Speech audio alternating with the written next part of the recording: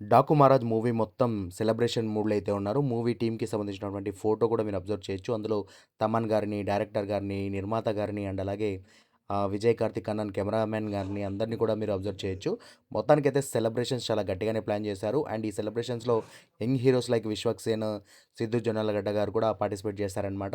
ఓవరాల్‌గా సంక్రాంతి బరిలో ఉన్నటువంటి మాస్ ప్లస్ ఫ్యామిలీ ఆడియన్స్‌ని అట్రాక్ట్ చేసేటటువంటి ఒకే ఒక్క చిత్రం 'డాకు మహారాజ్' అనేది చెప్పొచ్చనమాట. సో, అంటే ఫ్యామిలీ ఎమోషన్స్‌కి ఎంత అంటే పెద్ద పీట వేశారో, అలాగే ఒక మాస్ ఎలిమెంట్స్, ఎలివేషన్స్‌కి కూడా అలాంటి ఒక పెద్ద పీటనే వేశారని చెప్పొచ్చు. మెయిన్‌లీ ఫస్ట్ హాఫ్‌లో ఉన్నటువంటి ఆ ఫ్యామిలీ ఎమోషన్ గానివ్వండి, ఆ చిన్న పాపతో ఉన్నటువంటి సీన్స్ గానివ్వండి, అండ్ సెకండ్ హాఫ్‌లో వచ్చేటటువంటి ఆ ఊరికి సంబంధించినటువంటి సమస్య టైంలో ఉన్నటువంటి స్టోరీ గానివ్వండి, స్పెషల్లీ డాకు ట్రాన్స్‌ఫర్మేషన్ గానివ్వండి, నెక్స్ట్ లెవెల్ అనేది చెప్పొచ్చనమాట. ప్రతి ఒక్కరిని కూడా బీభత్సమైనటువంటి హై ఇస్తూ దూసుకుపోతా ఉంది 'డాకు మహారాజ్' చిత్రం.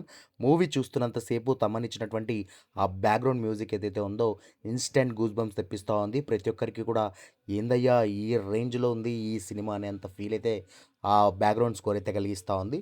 మొత్తానికైతే 'డాకు మహారాజ్' మానియా అయితే ఈ సంక్రాంతి సందడి చేస్తూనే ఉంటుందనైతే చెప్పొచ్చు.